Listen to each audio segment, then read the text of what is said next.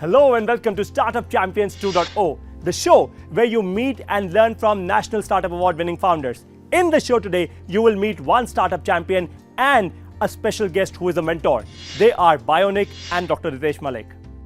Before I introduce my first guest to you, from the entire team at Startup Champions 2.0, I wish you a very happy Janmashtami. The way Bhagavad Gita has given clarity to the world, Startup Champions 2.0 is helping entrepreneurs get inspired and find the right problems to solve and build great businesses. It's now time to meet our first startup champion. Let's see their story now.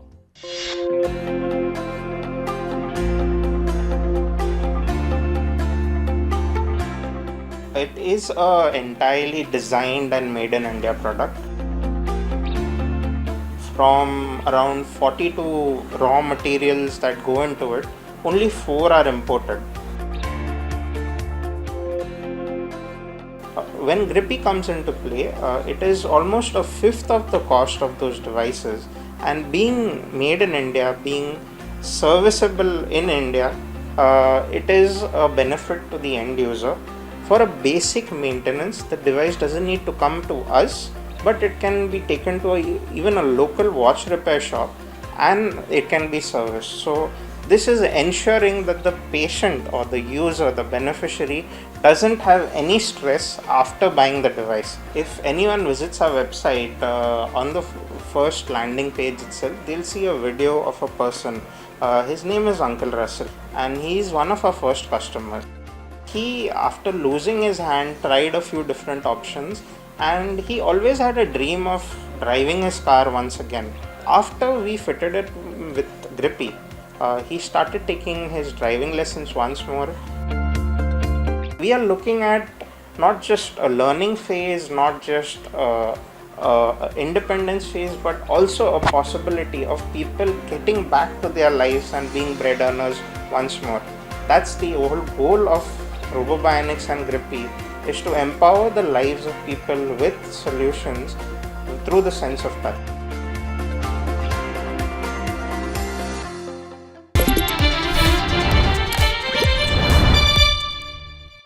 Levelin, welcome to Startup Champions 2.0. Thank you.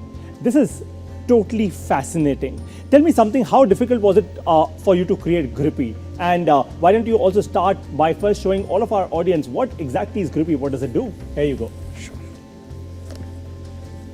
So Paritosh, first I switch it on. Sure. There are sensors embedded inside the device. Those sensors function based on a muscle impulse, Okay. which you think that you can give through either one of your active muscles on your hand, specifically even for people who are missing a hand by birth.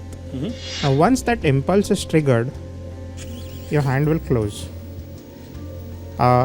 Just like a doorbell, we want a same action to be given to a user. So on the same impulse, again it would open.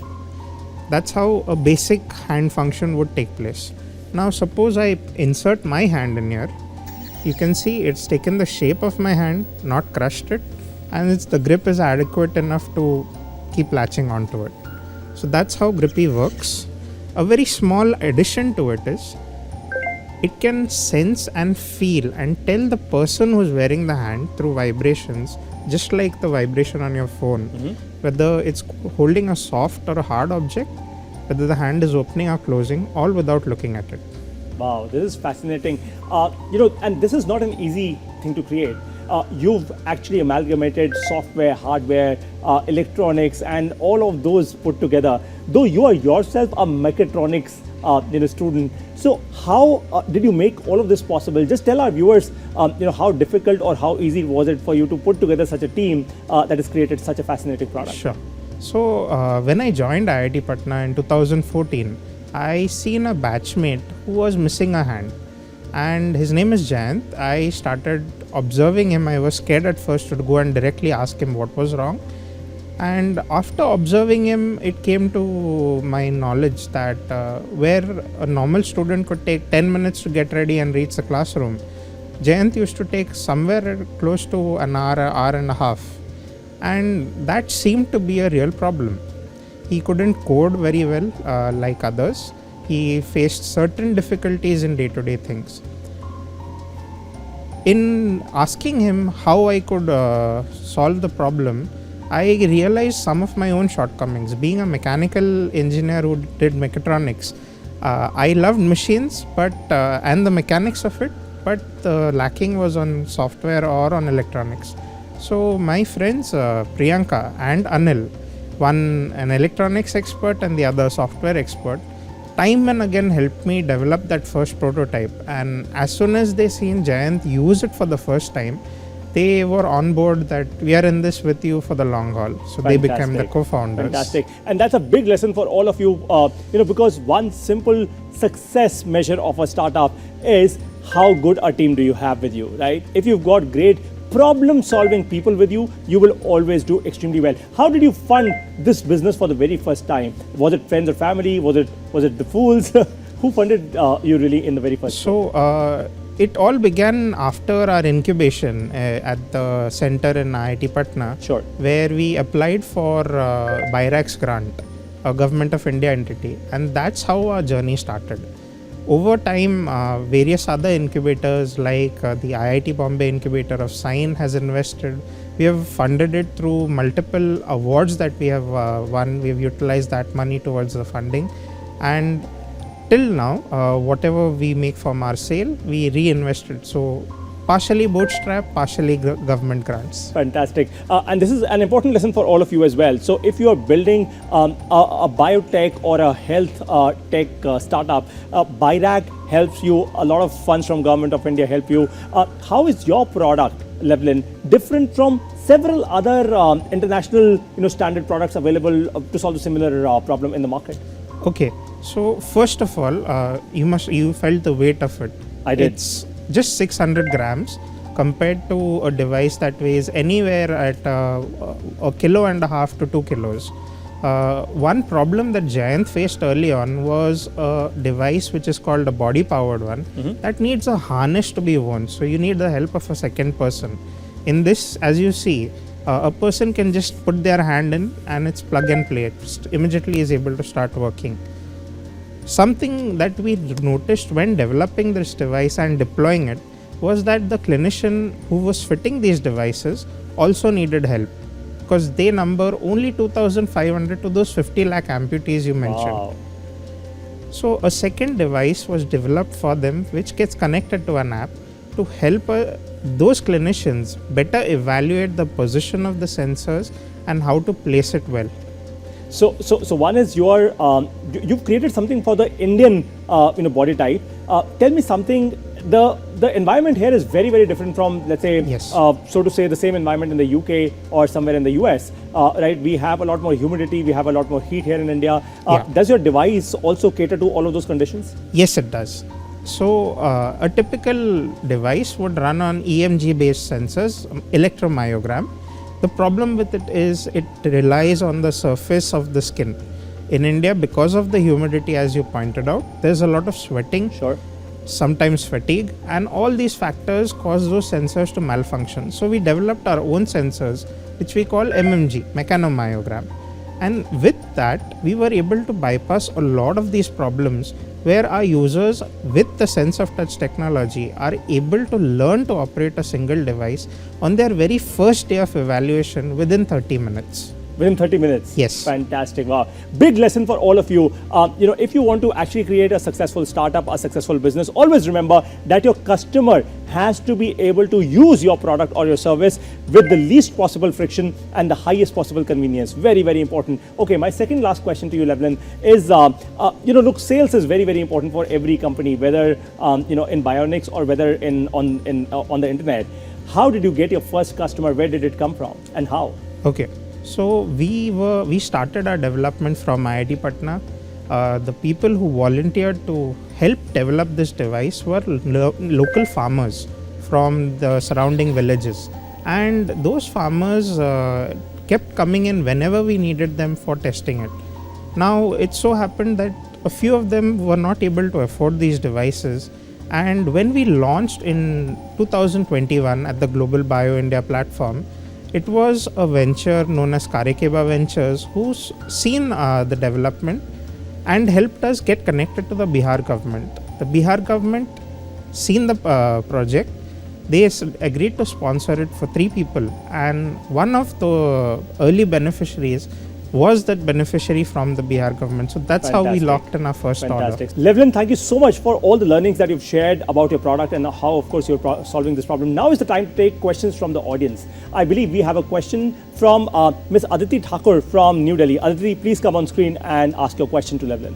Hello, I'm Aditi Thakur. I'm a marketing professional and co-founder at LBA Plus. My question is for Team Bionics. How important is it for a founder to be an all-rounder problem solver? Good question. Go ahead. Yeah. So, yes, problem solving is very important, because if you don't see the problem first, you're going to create a solution that may cause another problem. It's very important to know your problem, to know the customer who's facing that problem, and to know that you're building a proper solution to solve that problem, not create more problems for that customer. Fantastic. Tell me something from your experience, and very, very quickly, you were able to figure out this problem because of a friend who needed this, right? Yes. But while developing this, did you actually reach out to many more customers to understand their problems as well? Yes, we reached out to over 50 people during the development. We understood there was a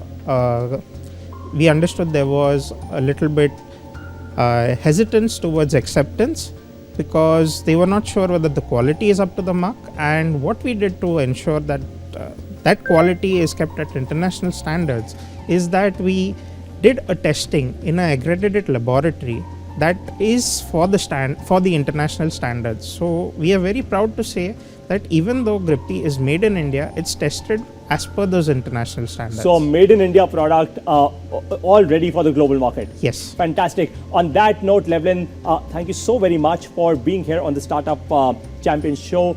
It was amazing listening to you, and of course, all the very best. The top 3 learnings from this entire session are: number 1, when building a solution, know your product. Your product will always be used in the customer's environment. Number 2, make your solution affordable and accessible. And number 3, build trust with your customers with your product experience. Ensure that you implement all of them in your startup and make it a lot more successful. It's now time for a break, but don't you go anywhere. On the other side, you will meet a healthcare entrepreneur, a doctor, an investor, and a mentor to several startups. When you miss the chance to learn, you of course will miss the chance to earn. Meet me on the other side of this break.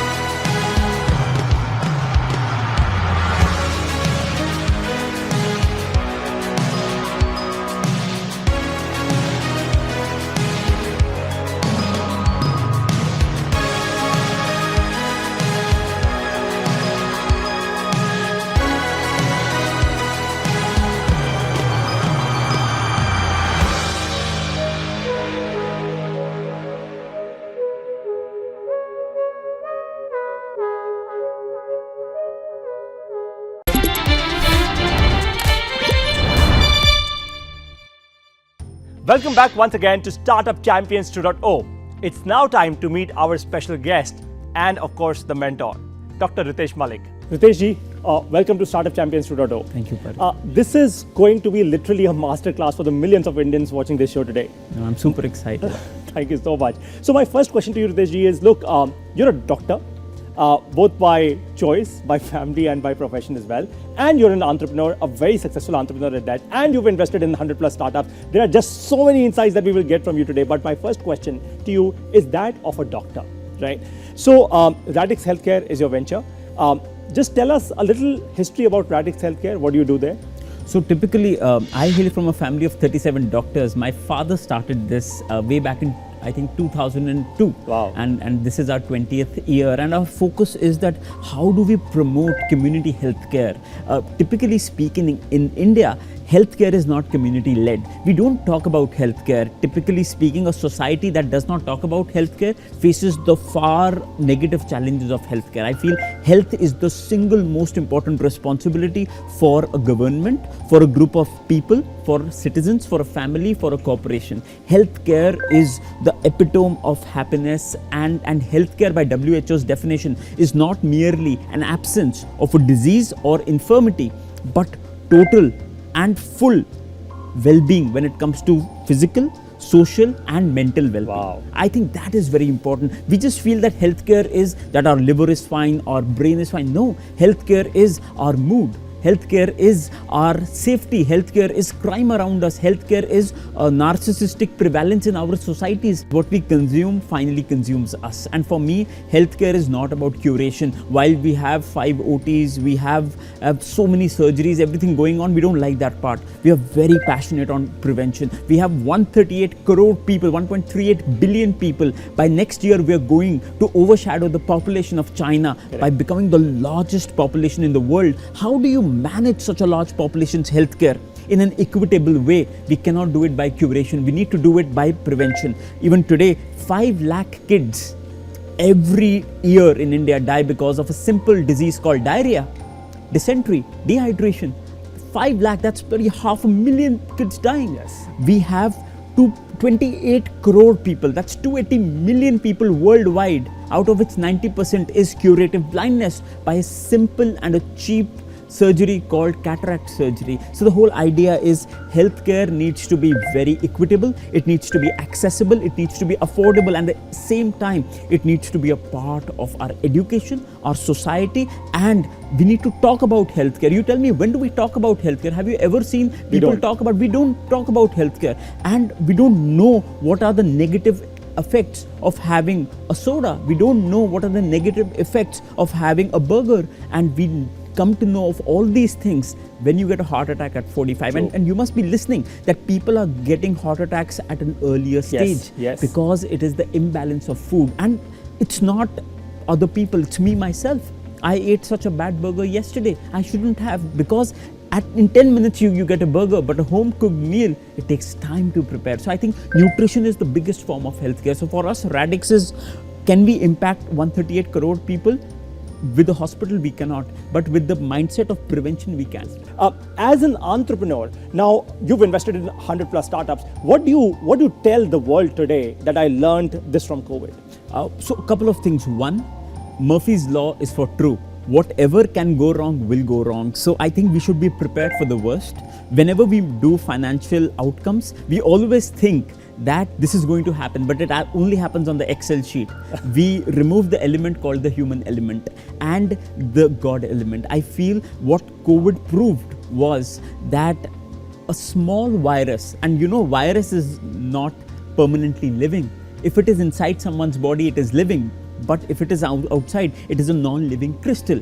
Something as small as a virus can create a havoc in the humanity. So I feel that you should always be ready and you should be careful. And when we saw what happened in Wuhan, all the countries should have been very, very proactive in controlling COVID. COVID, it actually made me realize one thing, and that is that life is precious, and just live today. Don't think about tomorrow. Don't think about yesterday. Live today. And secondly, one of the key reasons I left medicine was, as a doctor, I could see 100 patients a day because time is limited. I'm trading my time. Sure. But by leveraging technology, I can go to 1 million, 10 million people. So what we did at Radix was we built SOPs, and our SOPs were consumed by over 12 million people to actually do self-treatment. My last question to you, Dr. Dinesh, is, millions of Indians are actually watching you right now, and so many amazing insights from you.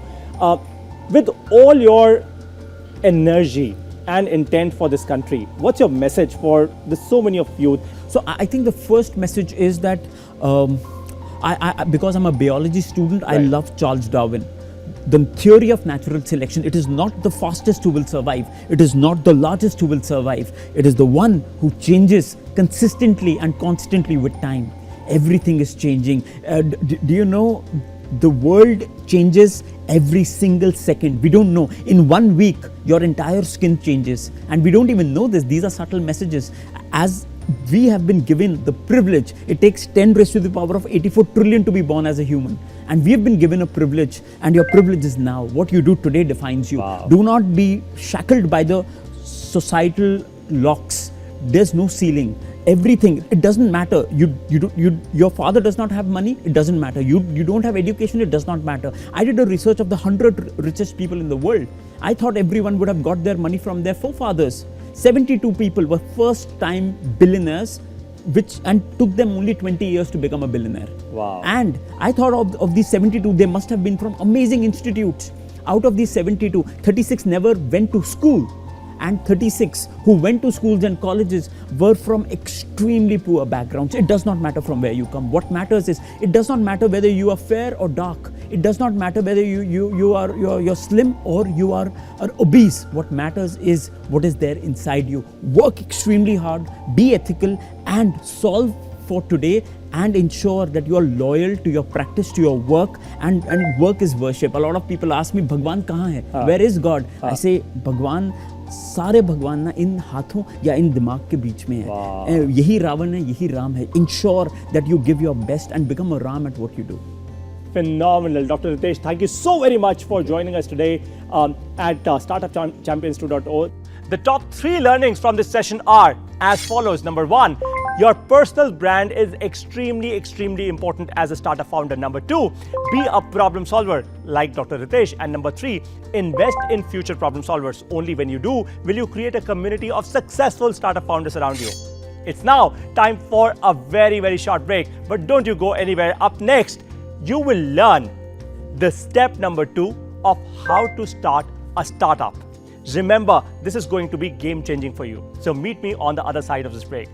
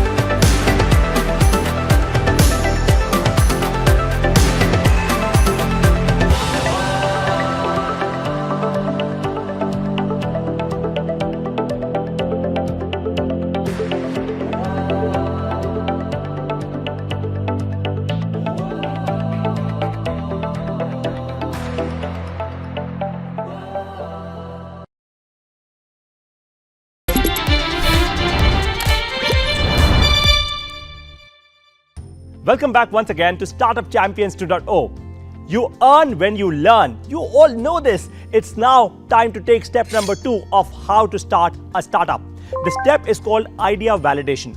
Remember that validation is the most important step in the growth of your company. Unless and until you validate your idea, do not take even a single step forward. What does validation mean? Validation means that real customers are paying real money for your idea. The one KPI that you should take care of during validation is either measure number of customers that are paying you the money, or either measure the number of engaged customers if you're not a money-making startup. Remember that these are the 2 most important numbers that you must measure. Only these numbers, they lead to real validation. Let me repeat it once again for you. That validation occurs 100% only and only when a real customer pays you money for your product or your service. If you don't have paying customers yet, do not move forward. Otherwise, you will land up to the exact same point where 99% of the startups, they end up failing within the first 3 years of their operations. For one simple reason, that they haven't validated their idea really well. You must do that. So now you know with step number 2 of how to start a startup on how exactly to validate your idea, what exactly to measure while validating your idea. I hope that you will implement this step in your startup and become a lot more successful. Leverage the learnings from the Startup Champions show to start your own startup or work with one of our startup champions. In the next episode, you will meet champions from the transport industry. Tell us, what did you learn from this entire episode? Send your reactions, make a lot of videos and upload them on social media with hashtag StartupChampions2. You could also send in your videos on this given email ID too. Who knows, your videos just might be shared by the DD network and you become a lot more famous. Till then, stay hungry and stay foolish. Keep watching StartupChampions2.0. Thank you so much. Jai Hind.